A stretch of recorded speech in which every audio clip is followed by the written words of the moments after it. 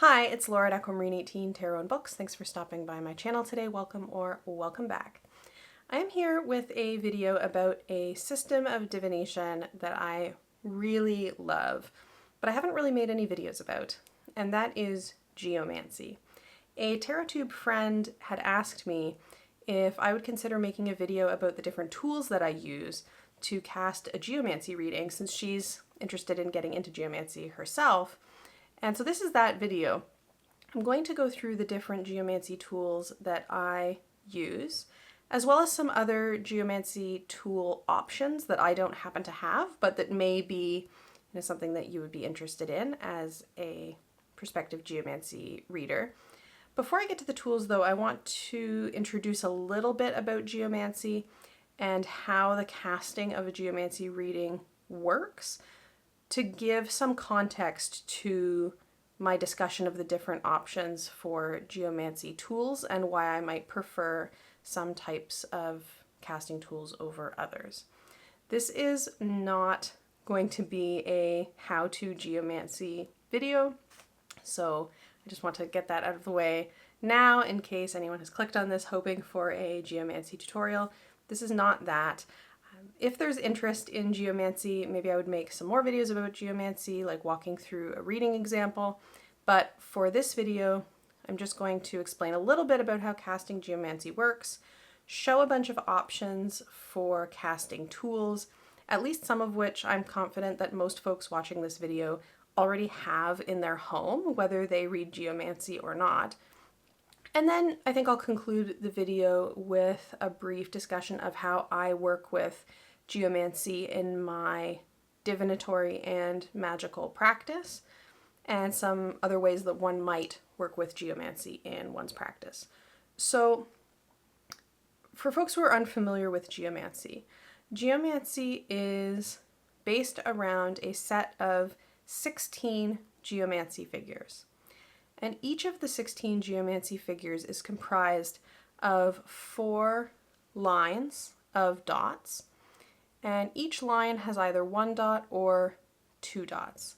So casting Geomancy involves creating, in a randomized fashion, as many forms of divination are, some of these 16 figures. And in order to complete a Geomancy reading, you need to generate 4 of these figures. And unlike a system like tarot, for example, there is absolutely the possibility in casting a Geomancy reading that one would have repetition.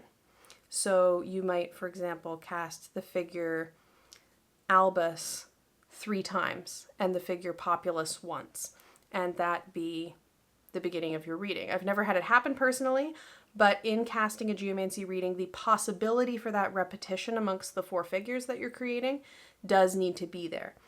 This distinguishes it from, for example, tarot, where if you shuffle a tarot deck and start drawing cards into a spread, you're not going to end up with 3 Four of Cups cards, unless you're combining tarot decks with other tarot decks in a reading, which I know some folks do.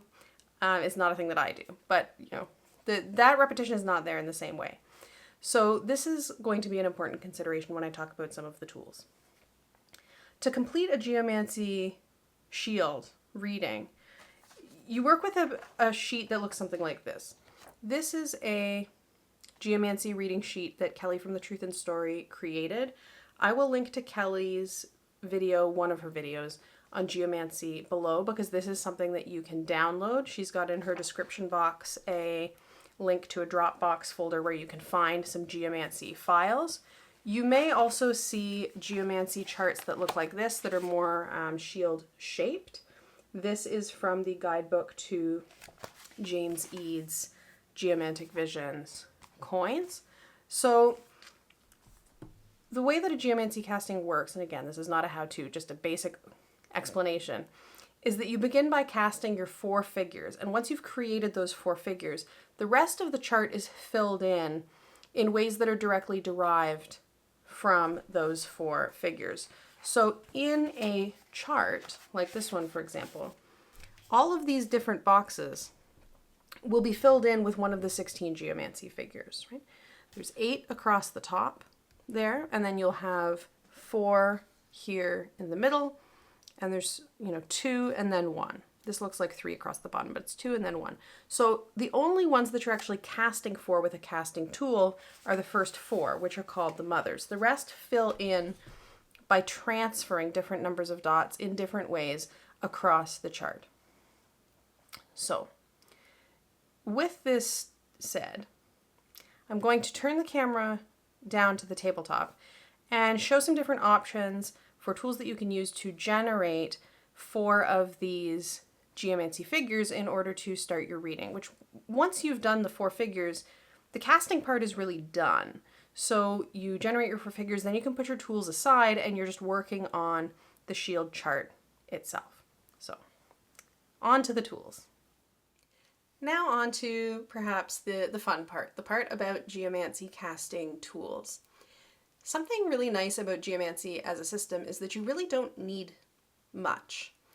And I suspect that folks already have things in their homes, whether they read Geomancy or not, that could be used for the purpose of generating a Geomancy reading.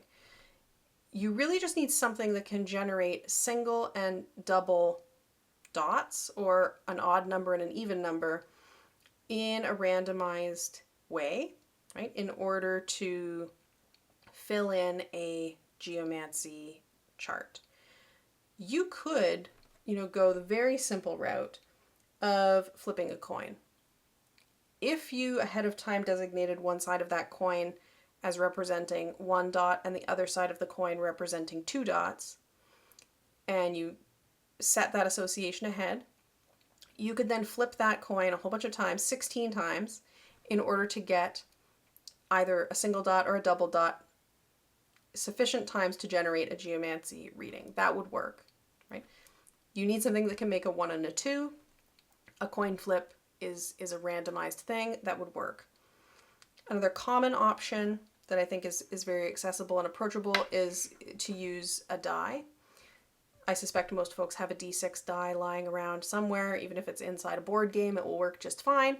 Really, any size of die will work, but a D6, I suspect, is the one that most people definitely have. So in order to make a Geomancy figure with a D6, or again, any die that you have, you can just go by odds and evens to generate your figure. So to make our first figure, to roll, I get a even number. So with an even number, we would say 2 dots for the first line of that figure. Rolling again, that's another even number. Rolling again off the screen, we get an odd number, so we would put down a 1. And then rolling a 4th time, we get an odd number again, so we would have a 1. And there's your first Geomancy figure, so a total of 16 rolls.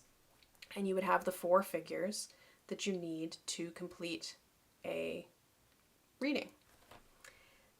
This is a slow option, I would say, is the main downside. It also involves going back and forth from the tool to the sheet a lot, putting down the tool and picking up the pen a lot of times. So what I would suggest instead of this would be to go with 4. And in a Geomancy figure, each of the 4 lines is associated with an element. And they're in this order. The first line is associated with fire, then air, then water, then earth. That's how I associate these 4 colors. So for me to generate a Geomancy figure, this is one of my absolute go-tos. These are just cheap plastic dice that I got at a local gaming store. So with these, you can just roll and you get, of course, 4 results. I like to put them in order to keep track of them.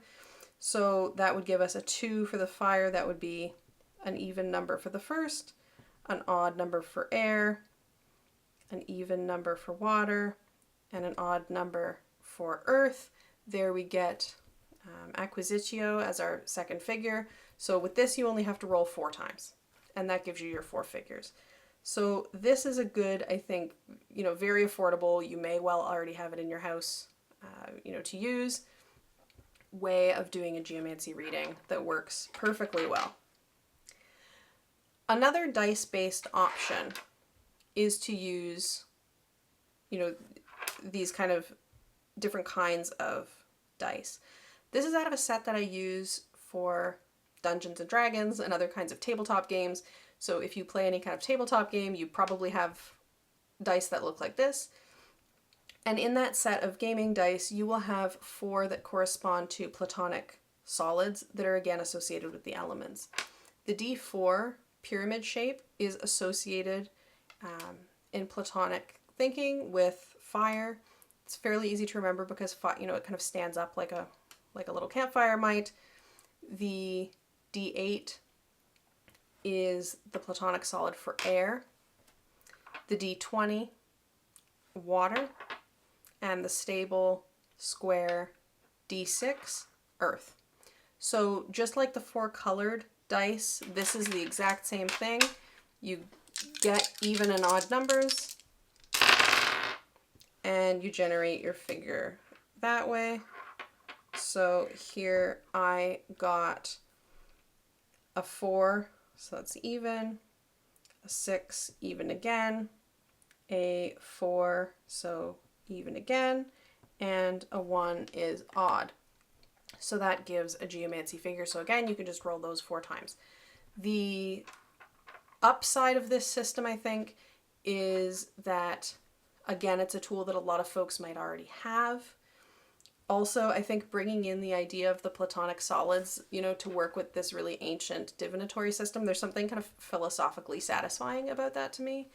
The downside of this, I would say, is that if you think that you're going to forget which one is which, that might be a problem, because obviously you want to be consistent. You don't want to be interpreting this as fire in the first figure and this as air in the second figure, for example, because that's going to give you, I would say, the incorrect result. So you could always assign these in any way you want. You don't have to stay with the platonic associations if you don't want to. Nobody's going to come and tell you that you're doing it wrong, but you would need to have some sort of consistent set of associations in order for this to work. So if that's not something that you're into doing, maybe this isn't the option for you. Next, I want to move on to some tools that are designed specifically for conducting a geomancy reading. If you want to have a designated geomancy tool, there are options for that. One of the most common ones is a set of sticks that look like this. You can get these any number of places. I got these from a wonderful shop on Etsy called, I believe, RareEarthWoodworks. I'll link them below. But there's many shops that make things that are similar to this. My set happened to be made out of maple. They're available in a variety of materials. These, you can already see, can generate a geomancy figure because each stick has a single line on one side and a double line on the other. So with these, it takes some getting used to work with, but you just roll them around in your hand. Make sure they get really good, well mixed up, and you just lay them down. And I kind of go by what is, the furthest away from me is the top line, and the closest to me is the bottom line, since the sticks are all the same. You could mark one on the end or somewhere in a way that would designate one of these for each element if you wanted to, but I just work with them like this. So here, this would of course give another figure. This would be an odd on the top, even, odd, and even, and there we have Amicio, the figure for loss, which I have not done a good job of lining up with the other 3, but that would be your 4 figures and your reading done. The benefit of these is that they're really fun. There's a lot of options in terms of kind of construction and what they look like. They're fun to hold. They are beautiful to sit on a reading table. The downside of these is I think that they're just kind of fiddly to get used to. You can get, to begin with, you end up doing a lot of this, and then it's not clear which it is, and you have to roll again. You know, they can be a little bit tricky to get used to. But other than that, I think that they're a great option. Like, they tend to not be very expensive, you know, and they're fun to manipulate. You can get different sizes. You can get longer ones. You can find ones that are a bit more, like more cubic as opposed to more rectangular and narrow and flat. Lots and lots of choices. These are often called druid sticks. When you look on Etsy or somewhere like that and you type in druid sticks, this is what will come up.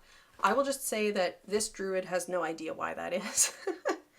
Geomancy very definitely does not have Celtic origins, or for that matter, European origins. So how the geomancy sticks, which to my knowledge are only used for geomancy, got conflated with druids, I'm not quite sure. Mine even came with a pamphlet which refers to them as druid sticks. So there you see, druid sticks.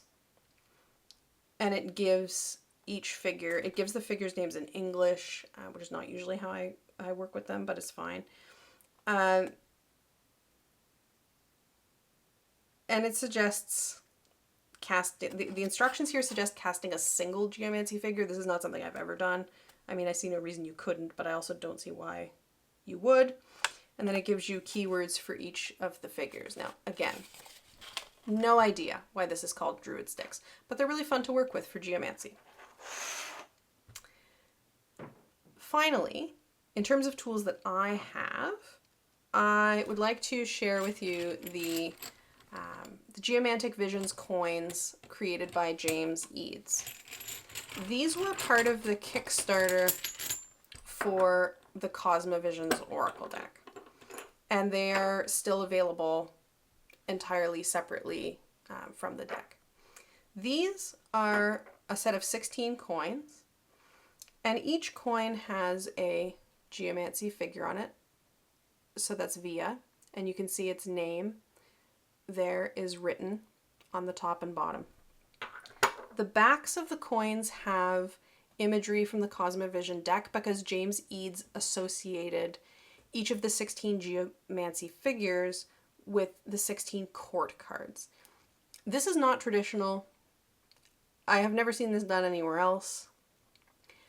And it's not a way of learning geomancy that I would recommend, to be quite frank. If you're a tarot person, I would not suggest trying to learn geomancy by trying to graft this onto the court cards. I think that it will cause more confusion than anything else. But if you're a fan of the Cosmovisions and know those court cards well, I mean, in this particular instance, in this deck, it's very deliberate. That correspondence is very deliberate. So, you know, sure, if you want to do that, but I would suggest learning this completely separately from anything else. There's Letitia. These, I think, as a tool, have a number of nice features and a number of reasons that I think would make a good beginner geomancy tool. And then I would say that they have one significant drawback, in my opinion. In terms of a benefit to this, I do really like that they're not cards, they're coins. I do really like that the coins have the names on them. So here you can see Fortuna Minor is written there in, you know, it's clear. So for a beginner, this would get you used to looking at the name of the figure and the figure.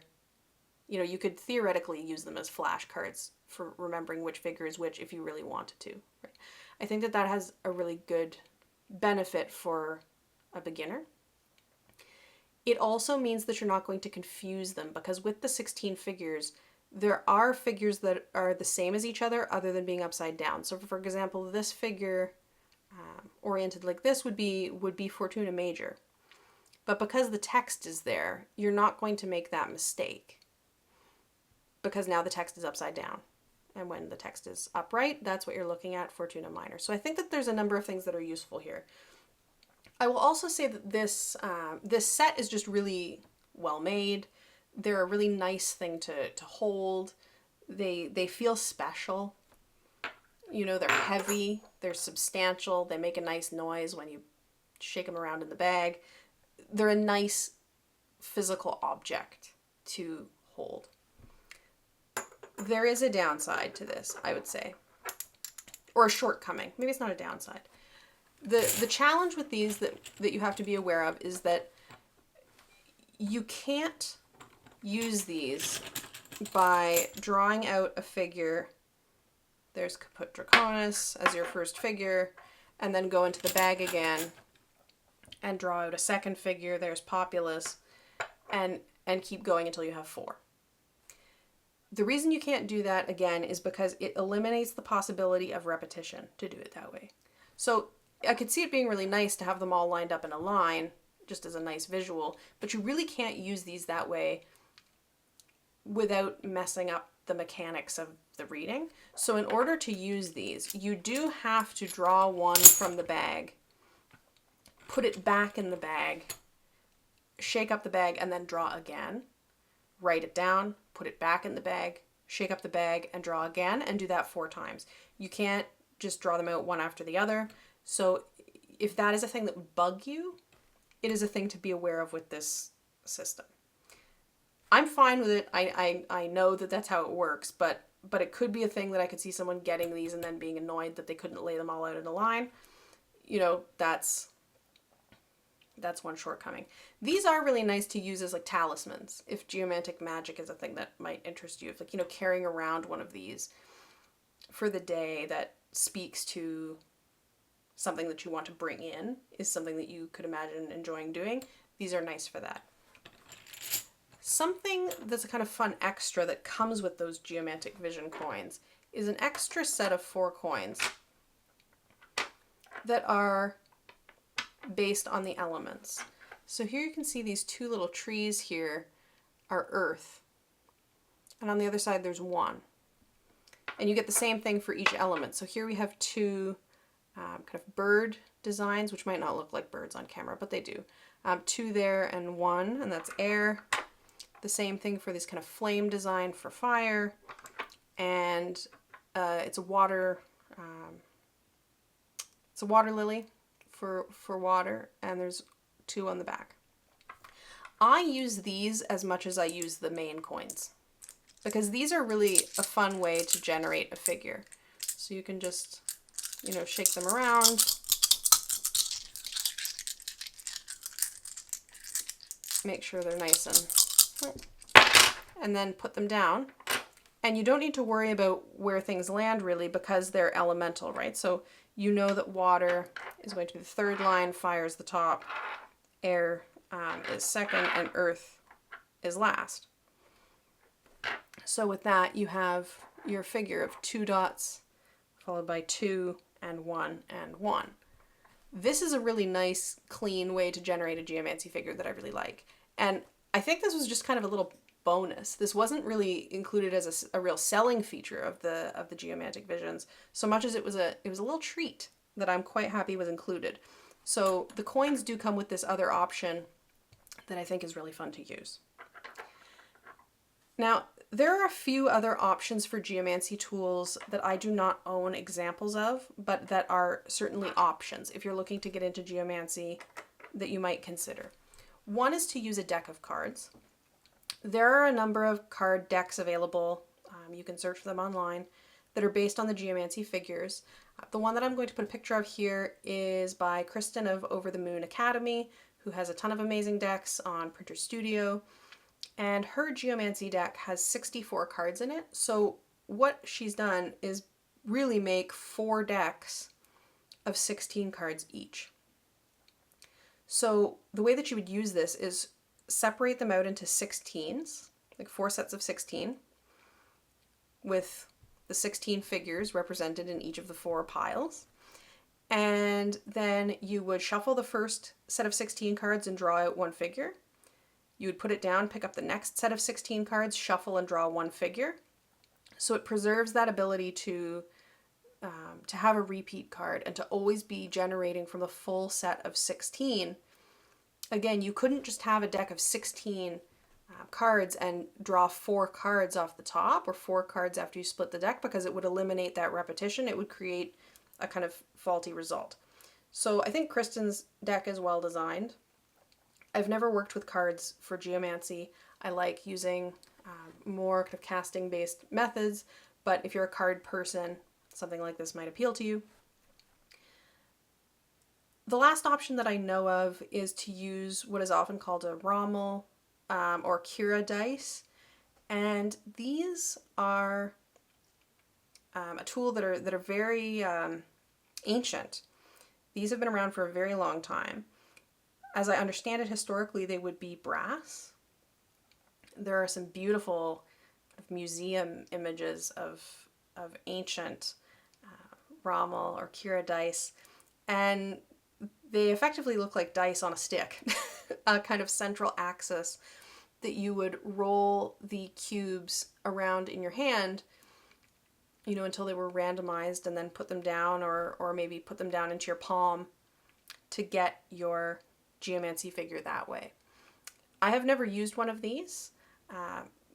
If a version of this that really appeals to me crosses my path, I may just end up with one, but they are out there. You can find them in a variety of materials. I've seen ones that are made of wood. I've certainly seen, you know, very inexpensive ones that are made of plastic. If something like this appeals to you, they are pretty widely available.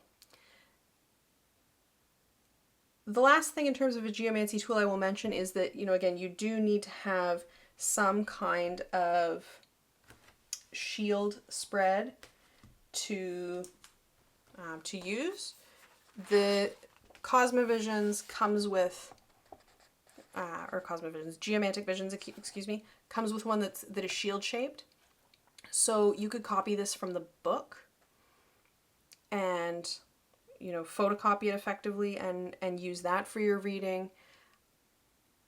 James Eads may have sheets of paper that come with the shield on it as well in his shop. I'm not sure if he still has those, but I recall them being a thing that I never got but might exist. Again, Kelly Fitzgerald has generously made her shield spread available, and I've linked below where you can find a video of hers with the Dropbox link to find these.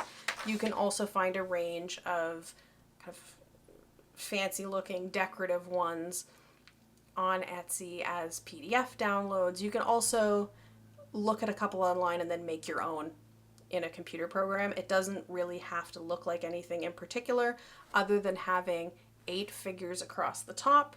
The 4 that you cast will be the ones in the top right. So there will be 8 across the top, then 4, then sometimes it looks kind of like 3 across the bottom in a row, or it's 2, which are the 2 called witnesses, and 1 at the bottom, which is called the judge. So you can make it more or less shield-like or more or less rectangular, depending on, you know, what you're looking for. You can write in keywords on it. There's all kinds of things that you can do. And you need some kind of writing implement. Any writing implement will do. So that's the tools of geomancy. Now, I thought I would finish just briefly by discussing how I use geomancy in my own personal practices. I know that I'm far from alone in being someone who likes to learn and explore different divination systems and work with, you know, many systems beyond the tarot, for example. And I have found in doing so that certain divinatory systems seem to work more effectively or be a more obvious choice for different kinds of questions that I might want to do a reading on. And I think that geomancy is no different in this respect. So there are types of readings that I would go to geomancy as my first choice for, and there are perhaps other types of readings that geomancy would not be my first choice for. In terms of things that I use geomancy for quite frequently, the main one I would say is doing forecasts for a set time period ahead. So I cast a geomancy chart for the first day of every new sun sign season. It's like on the first day of Leo, I cast a geomancy shield chart to look at the Leo season ahead and what that season might bring for me, what to be aware of about that season coming up. And if you're not into doing more predictive leaning readings, you could do something very similar with just a kind of present tense check-in kind of a focus. The way that the Geomancy shield chart is structured includes the 12 astrological houses as a frame of reference. So on the Geomancy shield chart, the first 12 of the boxes, each of which will of course contain a geomancy figure by the time you're done the reading, correspond to the 12 astrological houses, which to me make this a really good system for doing a kind of life overview, whether that be a kind of check-in about what you've got going on in different areas of your life, or whether that be more of a forecast, more of a look ahead of what's coming up in different areas of your life, because of course the 12 astrological houses encompass and signify different areas of one's life. You do not need to be a proficient astrologer or understand much about astrology to make use of geomancy. I do think that if you have zero familiarity with the 12 houses, that having some kind of cheat sheet or keyword list would be very beneficial, because the correspondences of those 12 houses are important to how to interpret a geomancy chart, particularly when you're treating it as this kind of overview and reading each of the 12 houses and the figure that is in each house as indicating something that's going on in that area of one's life. So that's a very consistent way that I use geomancy, that I found it really is particularly well suited for. I'm not particularly skilled in Lenormand. I feel like something like a Lenormand Grand Tableau might be another good choice for a season ahead to get, a really kind of big picture overview of what might be going on in the near future in a kind of defined period of time. But the geomancy works really well for me in this way. Geomancy is also a system that I would go to if I want to answer a yes/no question. I would say that I prefer geomancy for a yes/no question over pretty much every other divinatory system that I work with. I would definitely choose geomancy over tarot for a yes/no personally. I would also choose geomancy over oracle cards for a yes/no question, with perhaps the exception of there are a very few oracle decks in my collection, like the Spirit Doodle cards by L. Ron Mills, for example, that have kind of yes/no cards and are structured in such a way that I think would make them amenable to that. But for the most part, I would take geomancy over oracle for a yes/no without question. And there are a number of different interpretive techniques that you can use with geomancy in order to get a clear yes/no. Traditionally, each of the 16 figures is considered to be either a favorable or unfavorable figure, so you could just use those categorizations to come up with, a favorable or an unfavorable corresponding to a yes or no, depending on what you wanted the answer of the question to be, right? Because a no answer to a yes/no could obviously be favorable if you don't want the thing, right? So you would have to think about how you're going to interpret those figures ahead of time, but it does allow for very clear yes and no. It's also the kind of system that would allow for a very good yes/no with some explanation. So I like geomancy for questions where the question is maybe, yes or no, will this thing occur and why? Or and like how will that come about, right? Because of the way that the chart is structured, I think that it's quite amenable to doing a kind of yes/no with context as well. I think it's good for most kinds of questions, but those are the really broad life overview for a set period of time and the yes/no more clear-cut kind of questions. Those are the ones that I use geomancy for most personally. I also like to work with geomancy in magical practice context, and there's lots of ways to do that. If you're a magical practitioner and are interested in something like that, the source that I would recommend would be this book called Secreti Geomantici, and this is by Sam Block, who writes the blog The Digital Ambler. And I'll link the Digital Ambler blog below. It has lots of interesting content on it, including a lot of content about geomancy, and he sells these books as PDFs on an Etsy. So I just had mine printed and I put a spiral bind on it, but it's only available as PDF. He has one other Geomancy text on there. That's a translation of a quite old Geomancy text that may or may not be of interest. But the one on Geomantic magic is quite interesting. It's definitely more ceremonial magic in its orientation than my practice is. But there are some really interesting ideas in here around working with the Geomantic figures as sigils and making sigils from them, working with them in the context of arranging candles for ritual working, doing ritual divination on the timing of different rituals. There's lots of ideas in this book. You know, I think that probably nobody's going to read this book and want to do all of these things necessarily, but even as somebody whose practice is, I think, quite different in focus than the authors, I definitely found things that I thought were really interesting. You can incorporate more astrology with Geomancy if you want to. This book, I think this is actually out of print, but it's easy to find. The Complete Book of Astrological Geomancy, the Master Divination System of Cornelius Agrippa, is a book that brings more astrology into Geomancy. I've tabbed it with all of the Geomancy figures there. So this is basically a mechanism of taking into account where the planets are at the time of the casting and incorporating the presence of the planets in different signs and houses into the interpretation of the chart. Totally optional, not a thing that you need in order to read Geomancy, but it is an interesting thing to experiment with. I do find this book a little bit challenging for particular kinds of reasons that are beyond the scope of this video. Some of the instructions are not given in ways that provide a rationale that allows me to understand why they're being given in the way that they are. I don't quite work with this in exactly the way that it instructs one to do, but I do find it a really interesting system, and I do something akin to this, and I use this as a reference. So it's an interesting book.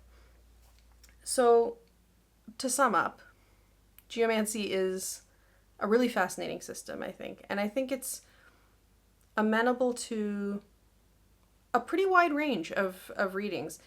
It does, to me, excel at forecasts. I've read in a couple of different books that using Geomancy for a forecast, like for example, for a child who's been born and looking at the kind of life trajectory ahead, that this is a fairly traditional, well-established way of working with Geomancy, so it's not surprising that this works particularly well. I also feel like it just gives a much cleaner feeling, yes and no, than something like Tarot or Oracle does. I would never go to something like Ogam for a yes-no. You could flip a coin, would be a good yes-no. Maybe a pendulum if you're into pendulums. I don't happen to be.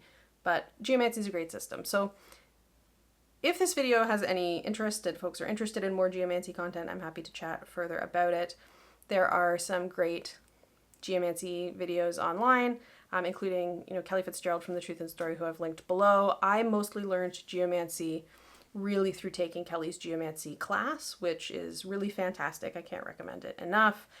You can get it as a like a pre-record, but it is something that is run live every so often. I don't think every year, but reasonably frequently. So keeping an eye out for when that runs, if you're interested, would be something I would suggest. She's very generous with her time and her resources and her knowledge, and I would not be the geomancer I am without having learned in that way. She also talks about some different learning resources in the video I've linked below, so if you want to look into books and things like that, do check that out. Thank you so much for watching, and thank you to my friend for requesting this video about geomancy tools, because it was a good nudge to me to make some content that I haven't made before. I will see you all again soon. Have a good one.